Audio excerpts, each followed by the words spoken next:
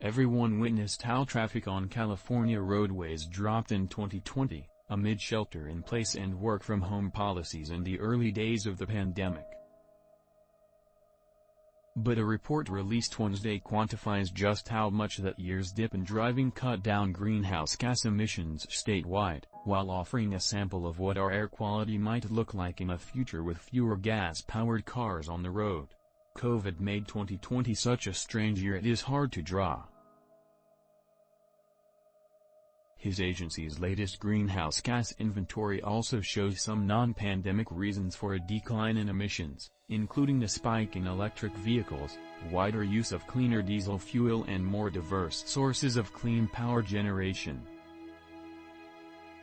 That suggests at least some of the 2020 gains will last beyond that outlier year, and might help California get closer to its climate goals. But even with a global pandemic driving an unprecedented drop, 2020 emissions were still just 14% below 1990 levels, well behind a long-term goal, set 6 years ago, of being 40% below 1990 levels by 2030. New federal and international data out this week also signaled that, when California's 2021 data is released next fall, emissions will have jumped back up from the pandemic drops, which will likely put us farther off course. The Environmental Protection Agency on Monday released data showing greenhouse gas emissions from large industrial sources nationwide rose 4.1% in 2021 over 2020 levels.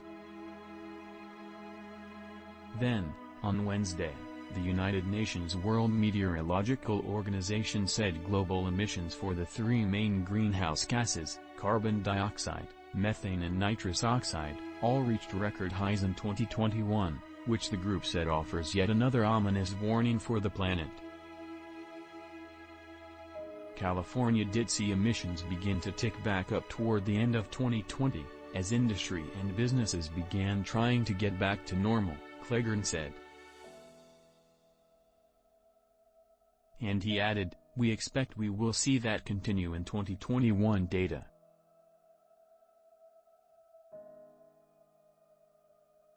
The latest report from the California Air Resources Board also doesn't account for emissions from wildfires, which prompted several questions during a public webinar the agency held Wednesday afternoon.